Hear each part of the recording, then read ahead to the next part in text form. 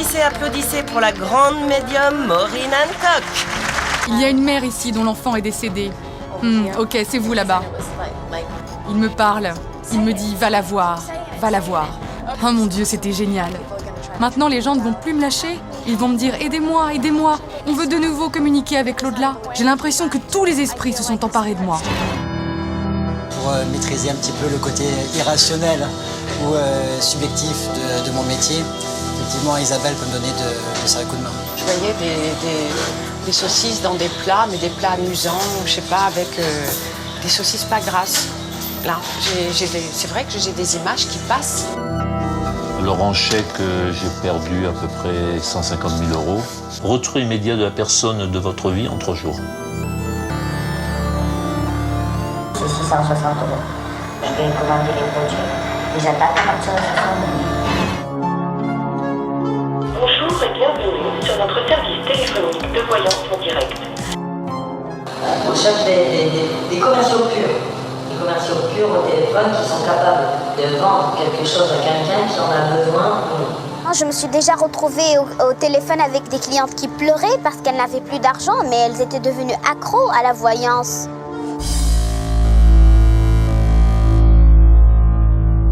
Bonsoir et bienvenue dans Enquête exclusive qui s'intéresse ce soir à une profession mystérieuse, fascinante parfois, celle des médiums, des voyants et des mentalistes. Alors nous sommes nombreux en début d'année à vouloir consulter une voyante, ne serait-ce que pour essayer de deviner ce qui va se passer dans l'année en cours. Alors derrière tout ça, derrière ce business, il y a évidemment des arnaques. Nous allons les décrypter avec vous à travers cette enquête sur l'étrange, sur les médiums, les voyants, les mentalistes. Un univers tout à fait mystérieux. C'est un document signé Barbara Netchek et Arnaud Levert pour Palace Télévisions et Enquête exclusive.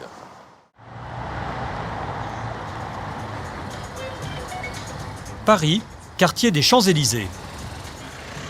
Ce soir, l'ambiance est à la fête. Dans ce restaurant branché, très apprécié des jeunes cadres, la salle affiche complet.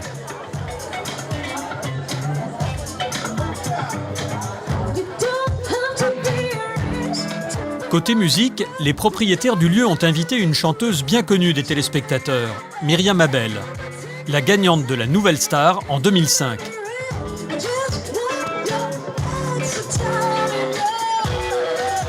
Mais si le restaurant a fait le plein, ce n'est pas uniquement grâce au talent de Myriam.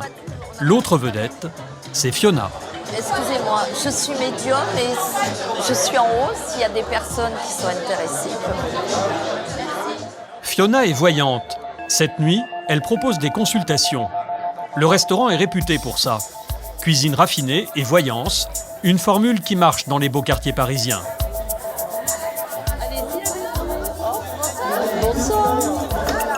La première cliente ne croit pas du tout à la voyance. Mais face à Fiona, elle va aller de surprise en surprise. Quelques secondes de concentration, un jeu de tarot, et la médium va avoir une première vision, plutôt étonnante. Qui a des problèmes d'eau dans la maison? De l'eau? Des problèmes d'eau? Oui. Il n'y a pas eu des changements dans la salle de bain, il n'y a pas eu un... Hein? Non, vous êtes très forte. Pardon? Vous êtes très forte. Ah bon? Merci. Qu'est-ce que vous avez vu? L'eau, salle de bain, eau? Oui, je vois ça. Mais c'est hallucinant. Pourquoi chez vous, il y a eu ça? Hein? Oui, je sais. J'ai eu une fuite d'eau avec mes voisins du dessous, mais ça prend des proportions qui ne devraient pas être, et voilà. Fiona a 60 ans. Elle affirme avoir ce don depuis son enfance. Elle le devrait à sa famille. Avant elle, sa mère et sa grand-mère avaient également des visions. C'est par flash. C'est quand je suis dans l'individu, dans la personne, quoi. Il y a des choses qui me viennent, des images, c'est comme si j'entendais.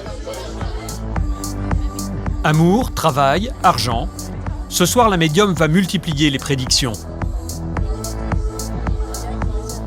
Les clients sont aux anges, tout comme les gérants du restaurant. Quand ils ont lancé ces soirées voyance, ils n'imaginaient pas un tel succès. Les gens souvent nous appellent, quel est le jour de voyance, alors qu'ils ne nous connaissent pas. Juste parce qu'ils savent qu'il y aura une voyante Voilà, c'est rentré dans les mœurs. Je vous en prie. Merci. Ce soir, Fiona fait un tabac.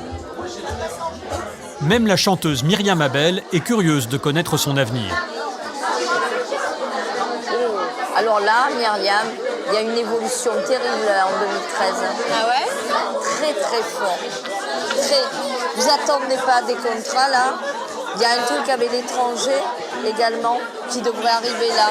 Ouais, c'est un pourparler, ouais, j'aimerais bien que ça se fasse. Ah, c'est un pourparler. Il y a 2 personnes qui vous en ont parlé. Hein? Ouais. Je vois ça. Mais c'est vrai que c'est à l'étranger, ouais. Oui, si vous le faites, c'est près de l'eau. Hein? Je le vois. Cette nuit-là, Fiona aura donné près de 20 consultations. Une activité très rentable. Par soir, en moyenne, les restaurants qui font appel à elle la payent jusqu'à 500 €.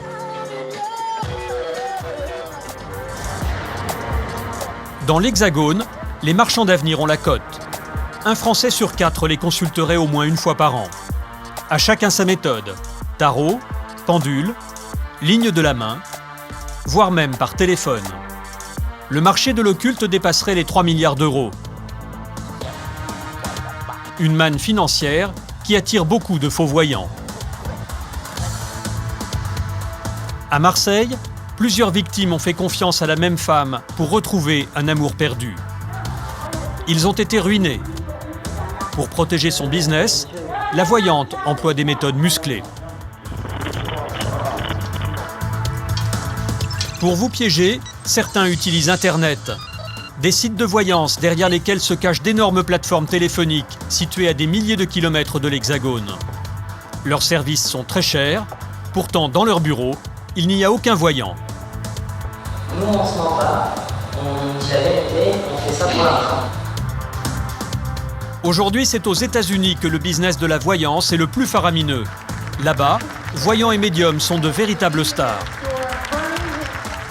Maureen Hancock organise des shows hollywoodiens. Elle affirme pouvoir parler avec les morts. Oh, ça suffit, arrêtez. On a beaucoup de gens décédés à contacter ce soir. Sa renommée est telle que certains policiers la sollicitent pour résoudre des affaires criminelles. Là, on peut voir son sang, sur la porte, là. Au pays du paranormal, il n'y a plus de limite. Hommes d'affaires et traders consultent des voyants afin d'investir en bourse des millions de dollars. Mais face à l'ampleur des escroqueries, certains Américains ont décidé de dire stop. Mark Edward est prestidigitateur. Sa spécialité, démasquer les voyants. Regardez, c'est ma boule de cristal. C'est mon premier professeur de magie qui me l'a vendue. C'est très puissant, vraiment très puissant. Avec lui, vous allez découvrir qu'il est même possible de lire l'avenir dans une peau de banane. Quelles ruses emploient les voyants? Comment font-ils pour vous faire croire à leurs mensonges? Voyants, médiums, mentalistes, révélations sur leur mystérieux pouvoir, dans les coulisses d'un business qui rapporte gros.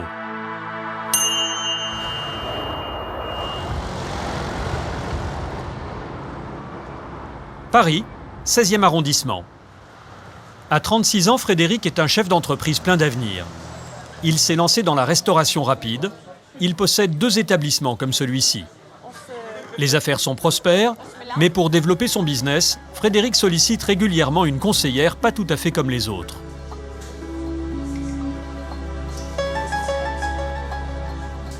Elle s'appelle Isabelle Vian. En France, c'est l'une des stars de la voyance. Pas de jeu de tarot ni de boule de cristal. Sa spécialité, ce serait les flashs, des images qui lui passent par la tête. À peine arrivée, elle est frappée d'une curieuse vision pour améliorer le menu du restaurant. Je voyais des saucisses dans des plats, mais des plats amusants, je sais pas, avec des saucisses pas grasses. Là, c'est vrai que j'ai des images qui passent. Le propos peut faire sourire, mais Frédéric prend ça très au sérieux. La voyante facture ses services 180 € de l'heure. C'est cher, mais selon l'entrepreneur, c'est indispensable.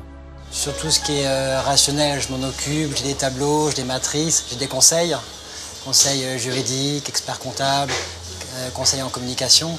Mais après, pour maîtriser un petit peu le côté irrationnel ou subjectif de mon métier, effectivement, Isabelle peut me donner de sérieux coups de main.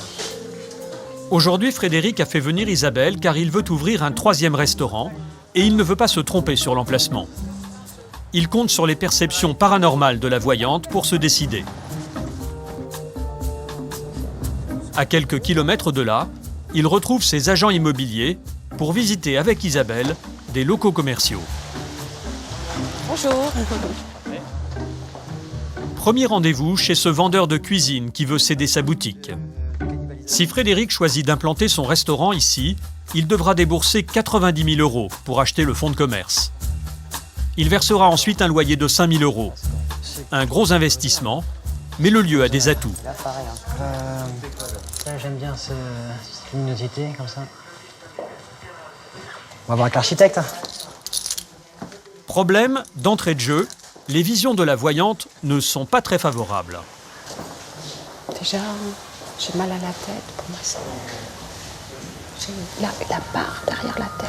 Pour moi, c'est pas bon. J'arrive même pas à aller plus loin. C'est pas bon. Je sais pas ce qu'il y avait avant ici, ou je sais pas ce qui s'est passé. Frédéric s'en remet à Isabelle et préfère éviter de prendre des risques. Mal à la tête? Bon. Elle n'a pas un bon ressenti, Isabelle. Bon. On va voir le deuxième? L'entrepreneur a une autre boutique à visiter, à quelques centaines de mètres de là. Cette fois-ci, c'est un vendeur de motos qui arrête son activité. Le local possède 2 pièces, une au rez-de-chaussée, l'autre au sous-sol. Là encore, les perceptions extrasensorielles d'Isabelle vont trancher. Je sens pas le sous-sol, je sens pas.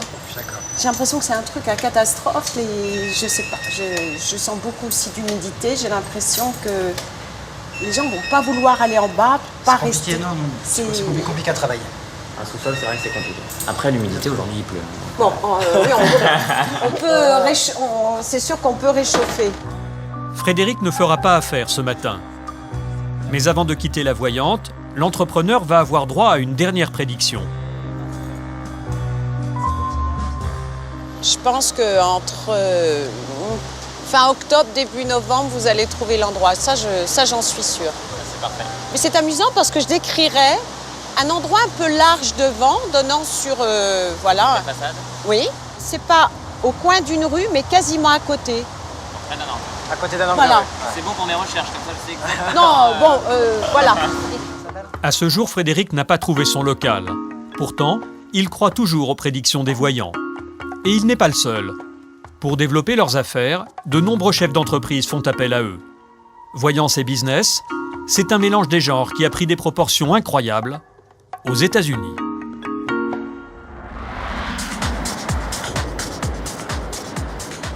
Chicago, l'une des plus grandes villes américaines, située dans le nord du pays. En bordure du lac Michigan, son fameux quartier d'affaires et ses dizaines de buildings.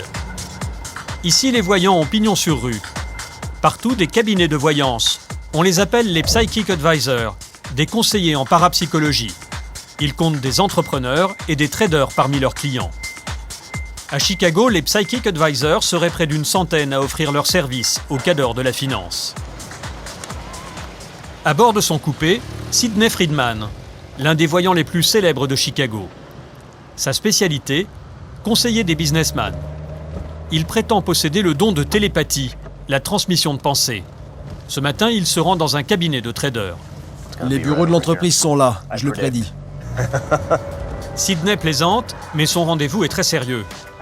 La société qui fait appel à lui aujourd'hui investit des millions d'euros en bourse. Bonjour, comment ça va? Bien? Le client du jour, Brian Conlon, trader depuis plus de 20 ans. Dans ses bureaux, une dizaine de collègues, les yeux rivés sur les cours de la bourse. C'est la première fois que Brian consulte un voyant pour placer son argent. Il espère obtenir un bon tuyau. J'aimerais bien qu'il m'aide à prendre des décisions pour faire les bons choix. Et faire plus de profit, ce serait bien. Pour impressionner son client et gagner sa confiance, Sidney commence par un exercice de télépathie.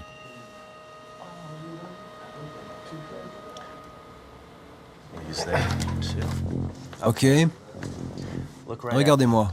Regardez-moi droit dans les yeux. Comme ça. D'accord. Prenez le crayon, s'il vous plaît. Vous vous occupez de chiffres toute la journée. Donc, imaginez un nombre entre 1 et 50. Choisissez-en un, n'importe lequel, entre 1 et 50. 33. Vous venez juste d'y penser, n'est-ce pas? Ouais. Regardez ce que j'avais écrit sur le carnet. Waouh, vous êtes très fort. Vous avez vu ça, les gars? Et regardez. Quoi, il y a marqué 33 sur le cahier? C'est dingue. Vous êtes trop fort. Brian est bluffé. Sidney a fait son petit effet. Place maintenant aux prédictions. Le voyant est venu avec un accessoire atypique dans le monde de la finance. Un pendule. Concentrez-vous sur le mouvement. Avant, arrière, avant, arrière. C'est une métaphore pour figurer le va-et-vient de toute chose dans l'univers. Plus vous travaillerez avec ça, plus vous vous entraînerez, et plus vous allez pouvoir sentir les variations d'un investissement, ou même du marché dans son ensemble. Muni de son pendule, Sidney pourrait prédire les cours de la bourse. Il y a 2 semaines, Brian a investi dans une multinationale du café. Il veut savoir s'il doit tout vendre au plus vite ou conserver ses actions. Vous l'avez acheté ici? Ouais, ça valait 32 €. Et maintenant, c'est là? Oui, aujourd'hui, elle est à 36 €. Brian va devoir suspendre le pendule au-dessus de ce petit cadran numéroté de 1 à 10. Plus le pendule s'approchera du chiffre 10, plus l'action prendra de la valeur. Suspense. Le pendule se dirige vers le 10. Bonne nouvelle. À en croire les dires de Sidney, le cours de l'action devrait grimper. Ouh, c'est fort. Moi, je pense qu'il va y avoir une première chute du cours. Et après, ça va augmenter, fortement. Verdict, dans quelques mois. En attendant d'éventuels profits, Brian va devoir verser à Sidney 200 € pour chaque demi-heure passée dans son bureau. C'est cher, mais pour ce trader chevronné, c'est un élément de plus pour prendre les bonnes décisions. Nous, on s'intéresse à tout pour faire de l'argent, peu importe. Si je peux avoir tous les atouts dans mon jeu, eh bien, j'essaie de les avoir. Sidney est-il vraiment capable de prédire l'avenir? Possède-t-il le don de télépathie comme il le prétend? Rien n'est moins sûr.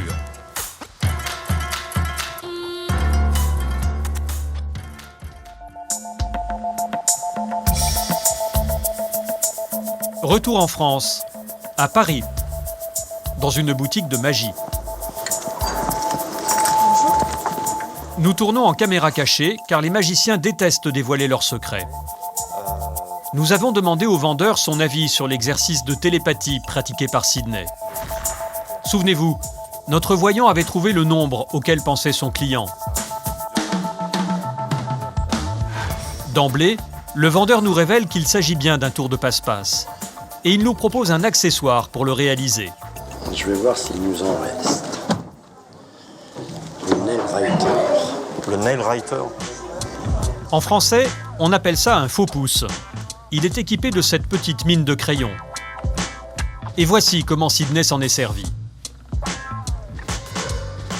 Au début du tour, sur cette image, on distingue le faux pouce.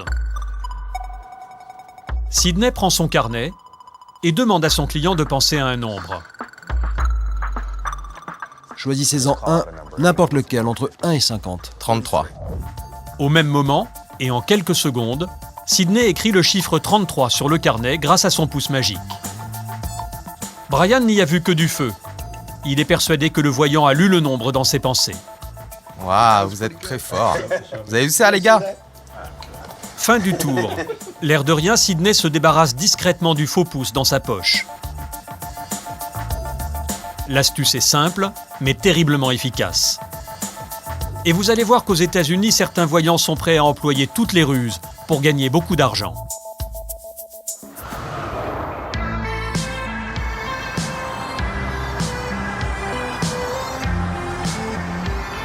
Boston, à 2 heures de route de New York. Ce soir, dans cette salle des fêtes, 300 personnes viennent assister à un show hors du commun. La maîtresse de cérémonie, Maureen Hancock. Elle est médium. C'est une véritable star aux États-Unis. Sa popularité, elle la doit à un don très particulier. Elle aurait le pouvoir de parler aux morts.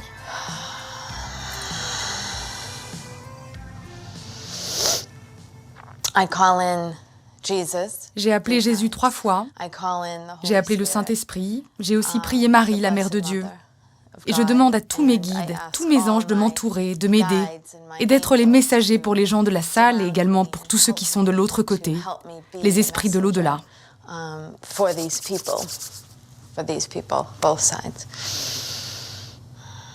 Ultime moment de concentration, avant de livrer une performance qui va durer près de 2 heures. Applaudissez, applaudissez pour la grande médium Maureen Hancock. Oh, ça suffit, arrêtez, arrêtez. On a beaucoup de gens décédés à contacter ce soir. Les spectateurs ont déboursé 30 € chacun. Et tous attendent quelque chose d'unique. Pouvoir communiquer par l'intermédiaire de Maureen avec des membres de leur famille ou des proches décédés. D'ailleurs, Maureen va très vite entrer en contact avec un premier esprit, venu de l'au-delà. Il y a une mère ici dont l'enfant est décédé. Ok, c'est vous là-bas. Il me parle.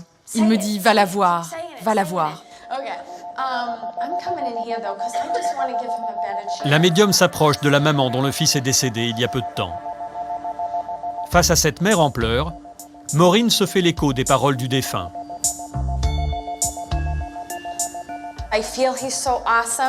J'ai l'impression qu'il est très beau. Je sens qu'il sourit tout le temps. Il est vraiment très beau. Il me dit, « Maman, je ne suis pas partie. Ce n'est pas ce que tu penses. » Et il imagine vos retrouvailles. Il connaît déjà l'heure de vos retrouvailles. Il n'est pas inquiet comme on peut l'être. Il est fort. Il me dit, « Maman, je suis toujours là, avec toi. » Cette mère est bouleversée par ce qu'elle entend.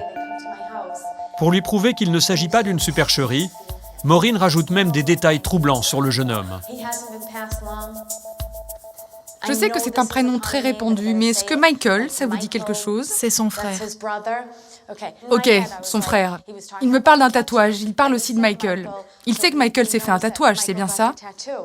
Oui. Est-ce que c'est une grande croix? Non, c'est un numéro sur sa jambe. Applaudissez-la. L'échange n'a duré que quelques minutes. Très vite, un autre esprit semble s'emparer de Maureen.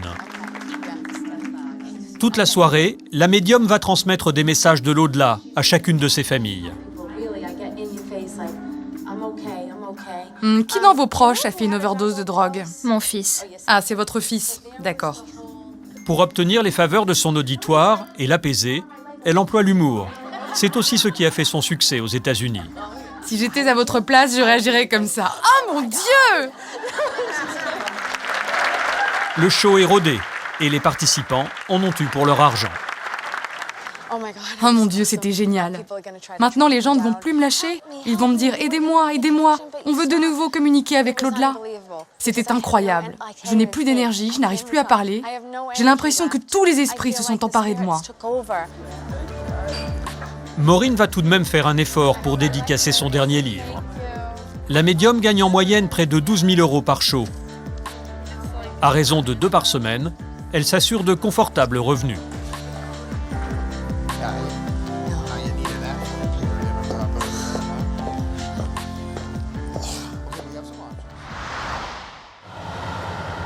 Le lendemain matin, dans la banlieue chic de Boston, nous retrouvons Maureen dans l'une de ses propriétés, cette coquette villa. Elle attend un client très particulier.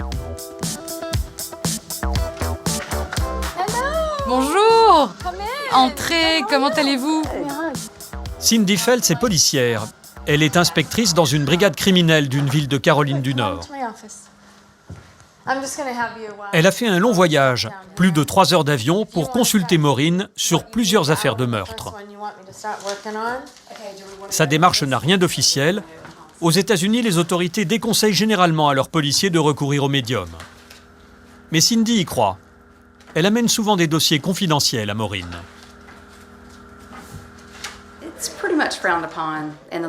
C'est très mal vu de recourir à ce genre d'aide dans le monde de la police.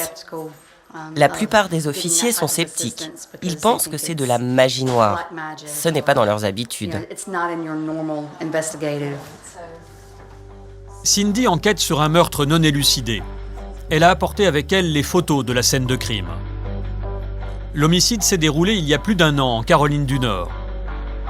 Sans raison apparente, ce jeune homme de 21 ans a été tué par arme à feu, chez lui, en pleine nuit. Le meurtrier se trouvait à l'extérieur. Il a tiré à travers la porte. Imaginez que ce soit la porte. Il était debout, comme ça contre la porte. Il poussait comme ça. Sa tête était contre la porte. La balle est rentrée par là et elle est ressortie par là. Là, on peut voir son sang, sur la porte, là.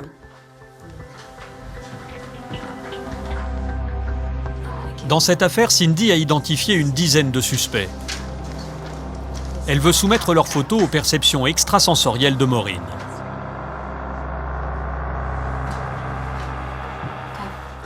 Ok, dis-moi où je dois commencer. Mets ma main sur les photos. Ici, là. Sans voir leur visage, la médium cherche un signe. J'entends des sortes de cris. Il me dit non, oui, non, oui. Une photo va attirer son attention. Je ressens beaucoup d'énergie autour de cette photo, autour de cette personne. Donc essaye d'enquêter à nouveau sur lui. L'individu qu'a choisi Maureen a eu un différend avec la victime quelques semaines avant le meurtre. Mais il n'a jamais été inquiété, car à l'époque, cette dispute semblait sans importance. D'après les amis de la victime, ce gars lui a piqué de l'argent sur un deal. Mais la victime a laissé tomber. Il pensait que ça valait pas le coup. C'était juste quelques centaines de dollars. Maureen semble faire fausse route, mais l'inspectrice préfère ne rien prendre à la légère. Je me dis vraiment qu'il faut que j'enquête à nouveau là-dessus et que je refasse les auditions. Car de toute évidence, j'ai loupé quelque chose dans cette histoire.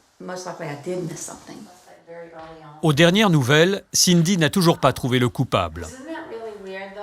Malgré les doutes qui pèsent sur la crédibilité de Maureen, la médium continue à remplir les salles de spectacle dans les environs de Boston. Cet après-midi, elle a été invitée dans une école par une association de parents d'élèves. Ils ont fait venir la star pour apporter un peu de réconfort à des familles qui ont toutes perdu un enfant. Il y a plus de 700 personnes dans la salle. Et comme toujours, Maureen est accueillie comme une star. Bonjour. Bonjour à tous. Elle commence sa représentation en interpellant le public avec des questions.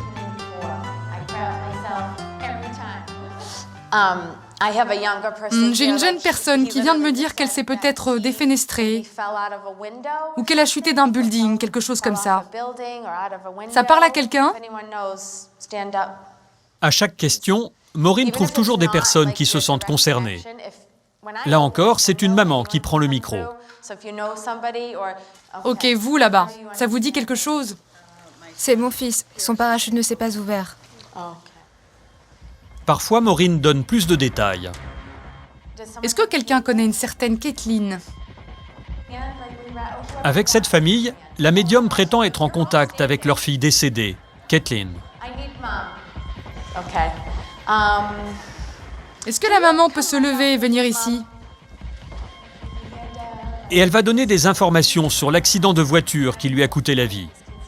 Maureen va carrément exécuter des pas de danse car la jeune fille était danseuse. Désolée, mais il faut que je le fasse. Encore plus troublant, elle évoque un tatouage que certains membres de la famille se sont fait faire après le décès. Alors, vous vous êtes fait tatouer le fameux papillon? Qu'est-ce que vous avez là? Ah, le tatouage en forme de papillon. Applaudissez-les. Une telle précision paraît incroyable. Comment fait-elle? C'est à Los Angeles que nous allons obtenir des réponses.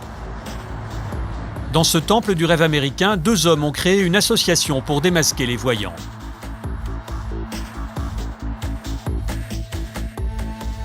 Mark et son collègue Jim font partie d'un collectif en guerre contre les escrocs du paranormal. Nous leur avons montré le spectacle de Maureen. Quand Maureen pose des questions au public, elle tape dans le mille à chaque fois. Est-elle vraiment capable de parler aux morts? Ou s'agit-il d'une supercherie? Plus l'audience est importante, plus la probabilité de trouver quelqu'un de concerné est grande. Tu peux dire n'importe quoi, du genre « Je vois des oranges » et quelqu'un va se lever et dire « Moi, j'ai vu en arrivant un petit vendeur d'oranges sur l'autoroute. » Mais parfois Maureen est précise. Souvenez-vous, avec la famille de la jeune fille décédée dans un accident de voiture, Maureen donne des détails sur l'accident. Elle exécute des pas de danse et elle parle d'un tatouage en forme de papillon. Comment connaît-elle ces détails intimes? Jim et Mark ont une explication très rationnelle pour décrypter ses prouesses. Ils sont persuadés que Maureen utilise Internet pour préparer ses shows. Quand on achète un billet pour un spectacle de Maureen, il faut remplir un formulaire et donner son nom. Maureen connaît donc toujours à l'avance l'identité des spectateurs. Elle savait que la famille de Caitlin serait présente ce jour-là. Il lui était donc possible d'obtenir facilement des informations. Regardez, quand je tape le nom Caitlin, le mot funérailles ressort. Jeune femme, morte dans un accident de voiture. Tout est dans les journaux. Il y a des tonnes d'informations. C'est juste sur la page 1. Et si vous allez sur les réseaux sociaux, regardez cette photo. C'est la pose que Maureen a réalisée. Elle a fait ses pas de danse. Bien sûr, c'est parce que la photo est sur le site de Caitlin. Sur le web, on trouve même la photo du fameux tatouage. Ça a l'air impressionnant face à 300 personnes, alors que pour obtenir ces informations, ça ne prend que 5 minutes sur Internet. D'après Jim et Mark, il serait assez simple de se faire passer pour un grand voyant. Mark a d'ailleurs réalisé l'expérience pendant plusieurs mois. Il est employé de mairie, mais surtout passionné de magie. Et il s'est fait passer pour un voyant à la télévision pour démontrer qu'il était très facile de berner le public. Pour notre reportage, Mark a accepté de se prêter à nouveau à ce petit jeu. Ce soir, avec la complicité de cette librairie, il va proposer des consultations de voyance. Pour nous assurer qu'il n'y aura aucune triche, nous allons nous-mêmes choisir au hasard des clients dans la boutique.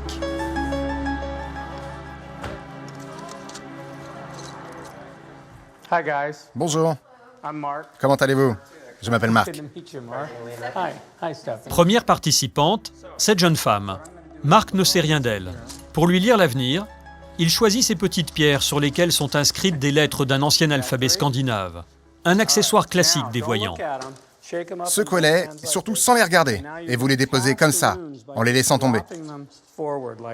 Voilà, c'est bien, comme ça. Mark ne se prétend ni voyant ni médium. Pourtant, d'emblée, il va viser juste. Votre futur, c'est d'avoir un business où vous serez patron. C'est ce que vous voulez, non? Oui. Vous étudiez, c'est bien ça? Oui, je suis à la fac. Ce ne serait pas dans la santé? Vous ne seriez pas infirmière? Oui, c'est ça. Je suis infirmière. Waouh. Je suis scotchée. Comment vous avez fait? C'est dingue. Vraiment? Comment Mark a-t-il su? Elle n'a pas l'air d'une routière ni d'une aventurière. En général, je regarde les mains des gens et aussi leur comportement. Elle, par exemple, on voit qu'elle étudie. Et elle a l'air plutôt normale, ce n'est pas une passionnée de rock'n'roll. Elle n'a pas de piercing au nez, par exemple. J'ai appris par expérience qu'un tiers des gens qui ont cette forme de douceur, comme elle a, eh bien ces gens-là, ils travaillent généralement dans la santé. Deuxième candidat. Cette fois, Mark pousse la démonstration jusqu'à l'absurde. Pour parodier les voyants, il va lire l'avenir dans une peau de banane. Je ne savais pas qu'on pouvait lire l'avenir dans des bananes. Allez, monsieur, prenez la banane de votre choix. Quelques bouchées, un peu d'observation, Et une fois de plus, son talent va opérer. Ok.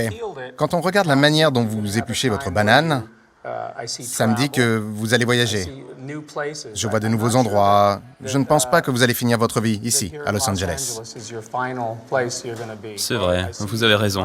Je vous vois dans un endroit plus calme, entouré de nature, moins urbain. Moins de bruit, moins de confusion. Vous avez complètement raison. C'est bien ça, je ne me trompe pas? Oui. Vous aimez pêcher, n'est-ce pas? Oui, c'est mon sport favori. Ah oui, c'est votre sport favori? Marc a encore fait mouche et le paranormal n'y est pas pour grand-chose. Sa technique, un peu d'intuition, de psychologie et beaucoup d'expérience. Eh bien, c'est un mélange de devinettes, de chance. Il faut avoir une bonne technique, une manière de raconter les histoires, un peu comme une petite musique. Il faut être convaincant, sans rire. Le plus dur avec les bananes, c'est de ne pas rire, justement. Ce soir, après avoir englouti plusieurs kilos de bananes, ses participants repartiront comblés. Marc effectue souvent ce genre de démonstration sur les chaînes américaines pour éduquer le public et lutter contre les escroqueries. Mais malgré ses efforts, de plus en plus d'Américains tombent dans le panneau.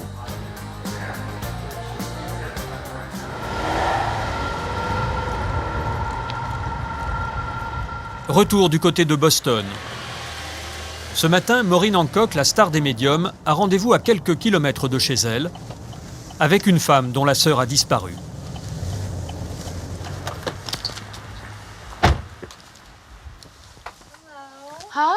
Bonjour, je suis ravie de vous voir. Patricia a 41 ans. Elle vit dans cette maison avec sa famille. Sa sœur Debbie a disparu il y a 12 ans sans laisser de traces. Patricia aimerait que Maureen l'aide à obtenir des informations. Regarde, c'est elle là. Elle a mon bébé dans les bras, quand il était tout petit. D'après Maureen, il n'y a plus d'espoir. La jeune femme serait décédée. Je suis sûre que ta sœur est décédée. Et au fond de ton cœur, je pense que tu le sais. Il y a eu des signes, tu t'en es rendu compte. Tu le sais, n'est-ce pas? Oui. Elle ne serait jamais partie. Oui, elle n'aurait jamais quitté ses enfants. Elle me le dit en ce moment. Elle me le jure. Au moment de sa disparition, Debbie avait 30 ans. Elle vivait avec son mari et ses 2 enfants. Son compagnon a très vite été suspecté de l'avoir tuée. Mais faute de preuves et en l'absence de corps, l'affaire a été classée sans suite. Aujourd'hui, le mystère reste entier. Allez, on y va. Ok, c'est parti. Maureen prétend entrer en contact avec l'esprit de Debbie. Elle se rend à 1 heure de route de là, dans un endroit où la jeune femme a été aperçue pour la dernière fois. C'était sur ce parking. À l'époque, Debbie travaillait dans ce café avec son mari. Des témoins affirment que le jour de sa disparition, le couple se serait disputé en rentrant chez eux. Le mari aurait-il commis un acte irréparable? À quelques centaines de mètres du parking, Maureen éprouve tout d'un coup une étrange sensation. Je pense qu'ils se sont arrêtés ici, là, dans ces bois. C'est ce que me dit Debbie. Quand j'ai ce genre de connexion avec les esprits, j'ai l'impression d'être malade. En ce moment, j'ai très mal au ventre. À en croire l'esprit de Debbie, le crime aurait eu lieu dans ce bois. Quand je regarde sa photo, elle me dit « C'est bien là, tu as raison ».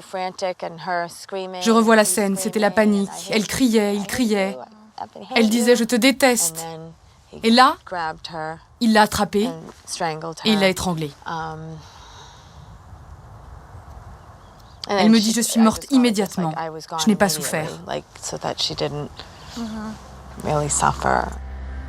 La scène s'est-elle déroulée comme le décrit Maureen? Pour convaincre Patricia, la médium tente quelque chose. C'est quoi ça?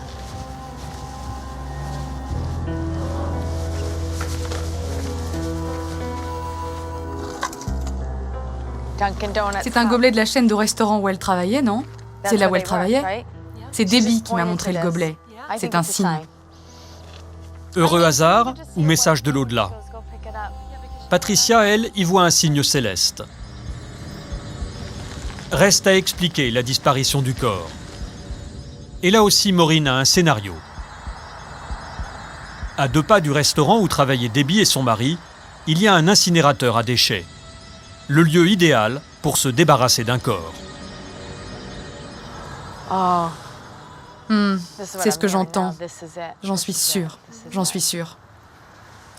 Je pense qu'elle a été brûlée dans cet incinérateur à déchets. C'est pour ça qu'on n'a retrouvé aucune trace d'elle. Un scénario incertain, mais plausible. En tout cas pour Patricia, c'est un soulagement. Elle cherche des réponses depuis près de 12 ans. Là, Debbie me dit, c'est bon. Affaire classée. Tous mes doutes sont clarifiés. Je le ressens. Tu as raison. Je pense que ça s'est passé comme ça. Vraiment, j'en suis sûre. Chaque mois, Maureen reçoit des dizaines d'appels pour retrouver des personnes disparues.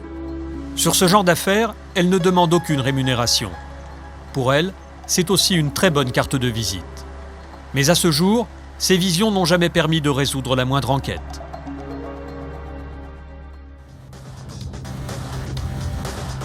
Aux États-Unis, l'intrusion d'un médium dans les affaires de police est fréquente. Le message est souvent bienveillant, pourtant les conséquences peuvent être dramatiques. Surtout quand les médiums s'adressent à des millions de téléspectateurs. Ce soir-là, un animateur a fait venir Sylvia Brown, une célèbre voyante américaine. Sur le plateau, face à elle, les parents désespérés d'un garçon de 11 ans. Il a disparu depuis plusieurs mois. La médium prétend savoir ce qui lui est arrivé. Est-ce qu'il a été enlevé? Oui, il a été enlevé, c'est ça. Il y a une description de la personne qui a fait ça? Oui, il avait une allure espagnole, mais étonnamment, il portait des dreadlocks. Est-ce qu'il est toujours en vie? Non. Les parents viennent d'apprendre en direct la mort de leur fils. Sauf que ce soir-là, la voyante a commis un terrible dérapage. Nous avons retrouvé les parents du garçon, à Richwoods. C'est dans ce petit village du Missouri que tout a commencé. Il y a 10 ans, un soir d'automne, le fils de Pamela et Craig Akers disparaît. Il n'a que 11 ans. Très vite, le couple alerte la police. Dès que nous avons compris que Sean n'était pas uniquement en retard pour le dîner, on s'est mis à faire des avis de recherche. C'est l'un des premiers que nous avons fait. On offrait une récompense de 8 000 €. À l'époque, le moindre mètre carré est passé au crible. Policiers, amis, voisins, tout le monde s'y met. Mais Sean reste introuvable. Des dizaines de médiums vont alors s'intéresser à l'affaire. Et en désespoir de cause, Pamela et Craig finissent par participer à cette émission. Le cauchemar ne va pas s'arrêter là. Très vite, une autre vedette de la voyance les pousse à entreprendre des fouilles près de chez eux, dans cette gare. Il s'appelle James Van Praag. Il leur certifie que le cadavre de Sean est caché dans ces wagons. Il n'arrêtait pas de nous dire, on s'approche, il est là, il vous appelle. Il disait, vous ne l'entendez pas, il vous appelle, il appelle votre nom, vous ne l'entendez pas? Ce sont des mots que je n'oublierai jamais. Je n'oublierai jamais ce que j'ai ressenti à ce moment-là. Les fouilles ne donnent rien. Les parents n'y croient plus. Mais 4 ans plus tard, un incroyable coup de théâtre survient. Alors qu'ils enquêtent sur une affaire d'enlèvement, les policiers tombent nez à nez avec Sean. Pendant toutes ces années, le jeune garçon était séquestré à 1 heure de route de chez lui par ce pédophile. L'homme sera condamné à la prison à perpétuité. Sean a subi les pires sévices, mais il est vivant. Et pour ses parents, c'est un miracle. Aujourd'hui, il a repris le cours de sa vie. Mais Pamela et Craig, eux, en veulent toujours aux 2 médiums qui ont profité de leur détresse. D'autant plus qu'ils n'ont jamais été inquiétés.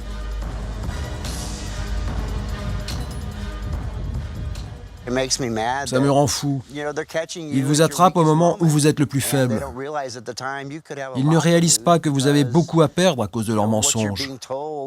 Quand la voyante a dit qu'il était mort, ça a été dramatique pour nous.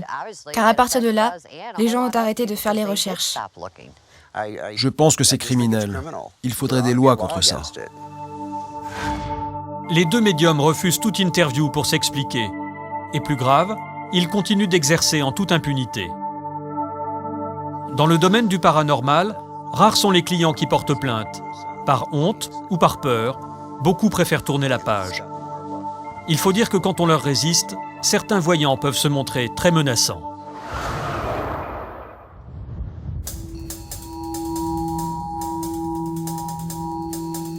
Retour en France, à Marseille. Gérard a perdu une fortune dans la voyance, près de 270 000 €. Il a décidé de se battre pour obtenir réparation, car toutes ses économies sont passées. Alors en chèque, j'ai perdu à peu près 150 000 €. Et en espèces, je pense que ça doit tourner au moins à 120 000 €. Le calvaire de Gérard débute il y a un peu plus de 5 ans, lorsque sa compagne le quitte. Fou amoureux d'elle, Gérard est prêt à tout pour la retrouver. Il tombe par hasard sur une petite annonce. Et voilà la fameuse pub. Retour immédiat de la personne de votre vie en 3 jours. Pendant 7 mois, Gérard multiplie les consultations hors de prix, avec cette voyante. Sa compagne ne reviendra jamais, mais les consultations vont le ruiner. Pour payer ses dettes, il a dû vendre un appartement familial au 3e étage de cet immeuble. 300 000 € de patrimoine, volatilisé. Je me sens mal. Je me sens mal. C'est un bien de mon père, hein, de mes parents, que j'ai pas su exploiter et garder. Comment la voyance a-t-elle pu amener Gérard au bord du précipice ? Nous décidons de rencontrer sa voyante en nous faisant passer pour un client. C'est dans ce quartier chic de la ville qu'elle a installé son cabinet. Elle s'appelle Christina. Bonjour. Merci. C'est sympa. Nous filmons en caméra cachée et prétextons un chagrin d'amour pour comprendre comment opère Christina.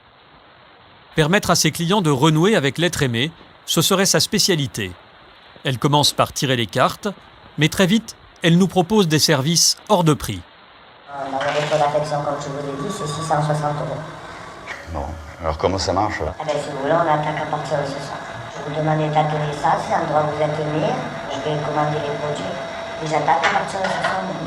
Les produits, oui, qu'est-ce que c'est? Du liquide, on peut flamber avec du charbon. Après, c'est sur le secret. D'accord. Comment justifier de telles sommes ? Nous finissons par lui parler de Gérard, et le ton va rapidement monter. Vous avez déjà subi une déprime, vous savez ce que c'est? Moi, je l'ai subi. Demandez aux gens qui y sont vraiment. Même si Christina leur prendrait 50 000 € pour le lendemain les mettre sur pied, s'il les donnerait pas. Cet homme, il est venu. Ouais. Il était là d'un moment de détresse, un moment de suicide. Ouais. J'ai gardé cet homme le matin, le midi, l'après-midi, le soir, la nuit. Je l'ai soutenu. Je l'ai sorti de tout ça. Il avait permis de mourir. Et non, il faut pas rire. Non, je n'ai pas. Je n'ai pas. La voyante fait mine de s'absenter. Elle revient accompagnée de 2 individus, plutôt menaçants. Ils ferment la porte à clé et l'ambiance va vite changer. Vous êtes dans quel but? Je suis journaliste. Vous voulez interroger Christina? Non. Non. C'est un téléphone. C'est un téléphone. C'est un téléphone. Non. Les 2 hommes ont repéré notre caméra cachée. Ils deviennent agressifs. Nous en sortirons indemnes. Gérard n'est pas surpris par notre mésaventure. Il aurait également eu maille à partir avec eux. Il a porté plainte contre Christina pour abus de faiblesse. Cet après-midi, il a rendez-vous avec son avocat. Bonjour, venez, je vous en prie. Dans le bureau, Une autre personne qui se dit victime de la voyante. Cet étudiant lui aurait versé plus de 6 000 €. Il préfère rester anonyme. Moi, ça a été presque des centaines d'heures passées au téléphone, où elle m'appelait 3, 4, 5, 6, 7 fois par jour. Elle est très forte, c'est une manipulatrice. Elle vous met en confiance, elle vous dit ce que vous avez envie d'entendre. C'est-à-dire qu'elle vous dit que si vous n'êtes plus avec la personne que vous aimiez, c'est un envoûtement et que pour ça, elle peut vous aider et qu'elle peut débloquer la situation. C'est difficile à croire, mais quand vous êtes dans une situation de dépression et que vous aimez quelqu'un, vous êtes prêt à tout pour la récupérer. Et on se retrouve à la sortie avec une situation financière qui est aussi catastrophique. Dans quelques semaines, une audience doit avoir lieu. Les deux hommes espèrent obtenir réparation. En France, ce type de pratique se développe à très grande échelle. Et désormais, pour vous piéger, les voyants utilisent Internet. Sur le web, des centaines de sites proposent des consultations téléphoniques payantes. Pour vous appâter, ils mettent à votre disposition des dizaines de voyants. En quelques clics, vous avez le choix entre les bons plans du jour ou les voyants les mieux notés. À plus de 3 € la minute, il suffirait alors de passer un simple coup de fil pour connaître son avenir. Bonjour et bienvenue sur notre service téléphonique de voyance en direct. Pour comprendre ce qui se cache derrière ces offres de voyance téléphonique, nous décidons d'enquêter sur une société qui gère l'un des sites les plus fréquentés de France. L'entreprise est française, son siège est installé sur la Côte d'Azur, mais pour faire plus de profit, la production a été délocalisée en Tunisie. Direction Sousse, une petite ville à 150 km au sud de Tunis. Derrière ces murs, la filiale de la société. Les clients français ne le savent pas, mais lorsqu'ils téléphonent à une voyante, leur appel aboutit le plus souvent dans ces locaux. Pour pénétrer dans l'entreprise, nous avons demandé à Karim, un jeune Tunisien, de passer un entretien d'embauche. C'est pour déposer une candidature, un CV. Ok, juste patiente un petit peu. Tu attends là-bas dans la salle d'attente. La société fonctionne comme n'importe quelle centrale d'appel téléphonique. Les voyants répondent au téléphone 24 heures sur 24 dans ces petites cabines séparées. Il serait plus d'une centaine. Karim ne connaît rien à la voyance, pourtant il a décroché cet entretien d'embauche sans difficulté. Alors, je t'explique un petit peu. Tous les locaux que tu viens de voir qu'on vient de traverser, ce sont des voyants, entre guillemets, qui font de la voyance par téléphone avec des clients français. C'est un marché très porteur en France, la voyance. Ce qu'on juge, c'est le français, qu'il n'y ait pas d'accent, apparemment il n'y a pas de problème. Le fait que vous soyez souriant, qu'on puisse bien vous écouter au téléphone, etc. Ouais. Pas besoin d'être voyant pour travailler dans cette entreprise. Ce qui intéresse le recruteur, c'est la maîtrise de notre langue pour faire croire aux clients français qu'ils appellent en France. Ça t'intéresse ? Oui, c'est parfait. Bon week-end. À lundi. Karim est embauché au tarif de 225 € par mois, un peu plus que le SMIC tunisien.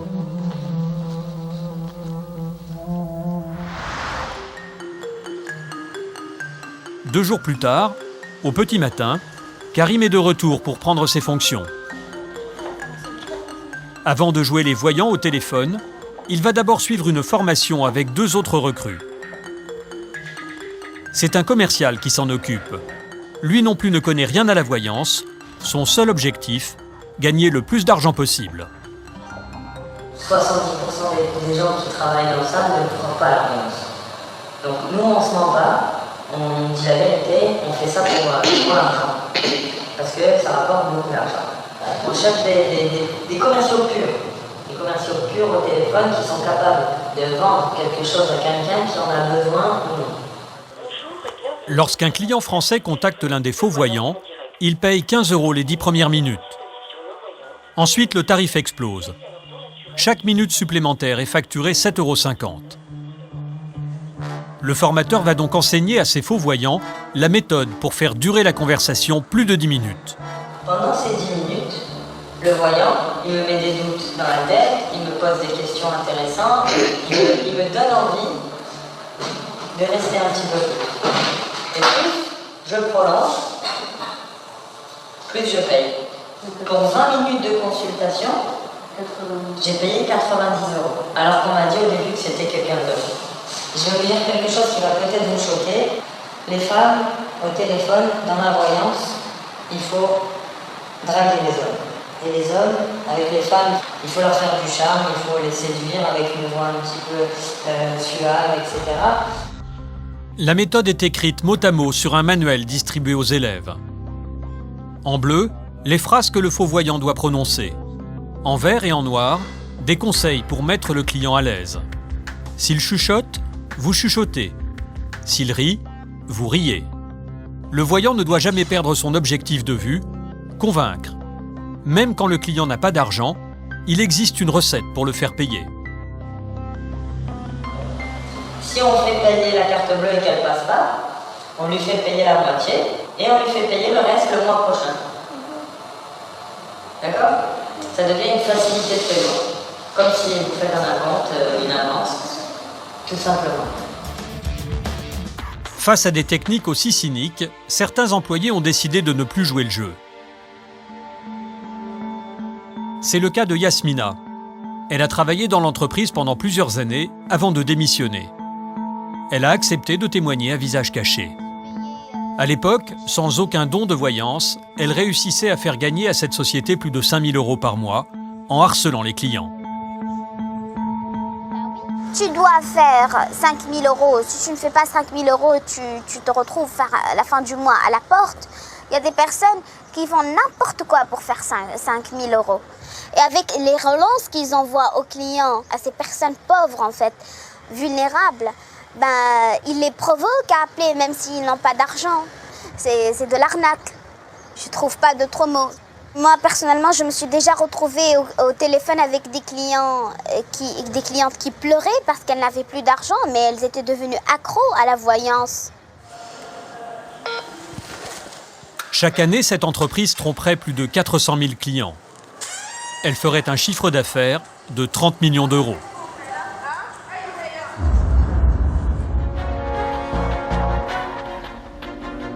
Retour à Marseille, au palais de justice. Gérard et le jeune étudiant sont venus avec leur avocat pour plaider leur cause. C'est le jour du procès contre la voyante Christina. Dans la salle d'audience, elle attend, entourée de ses 2 collaborateurs. Elle va devoir justifier les sommes d'argent astronomiques qu'elle a obtenues de Gérard. Nous ne sommes pas autorisés à filmer. Après 2 heures d'audience, Gérard et son avocat sortent plutôt optimistes. Soulagé parce que j'appréhendais cette journée et puis bon, je suis satisfait aussi. J'espère que la justice fera son travail en notre faveur. La voyante a été condamnée à 18 mois de prison avec sursis et une obligation d'indemniser ses victimes. Elle a fait appel, mais pour Gérard, c'est déjà une très belle victoire. Et c'est surtout un petit espoir pour toutes les victimes qui n'osent pas saisir la justice. Voilà, c'est la fin de cette émission. Rendez-vous la semaine prochaine pour un nouveau document d'enquête exclusive. Dimanche prochain, dans Enquête exclusive, le vol de téléphone portable, nouveau fléau, nouveau business. Les smartphones dernier cri peuvent se vendre jusqu'à 800 €. Résultat, c'est l'un des objets les plus volés aujourd'hui. Dans la rue, sur les terrasses des cafés ou dans les transports en commun, entre 800 000 et 1 million de téléphones sont volés chaque année en France. La plupart des victimes sont des femmes, un phénomène difficile à endiguer pour la police. On a affaire à une équipe déterminée, ils sont 4 ou 5, 3 vols à l'arraché en 5 minutes, avec une rare violence quand même. Derrière le vol de portable se cache un nouveau trafic extrêmement juteux. 500, 600, 700... À la manœuvre, des bandes de petits voyous très organisés qui se sont spécialisés dans le vol de portable. C'est mieux que de vendre de la drogue. On peut faire des 500 €, 700 € par jour. Entre eux et la police, dépêchez-vous madame, ouvrez, sinon je tape à la porte. La guerre est déclarée. Comme on court plus vite qu'eux, on n'a pas peur. Ils vont jamais nous rattraper. Mais le portable, c'est également le point faible des dealers, des voleurs et de tous les délinquants. Traqué par les policiers, le téléphone est un vrai mouchard pour les trafiquants. Vol à l'arraché, trafic, les nouveaux voyous du téléphone portable, c'est dimanche prochain dans Enquête exclusive. Cette émission a été préparée avec Hélène Mangerdi, réalisation plateau, Nicolas Dom, Julien Spira et François Darlegui, rédaction en chef Maude Brunel et Jean-Marie Tricot, production Fanny Rosello. Bonne soirée sur M6.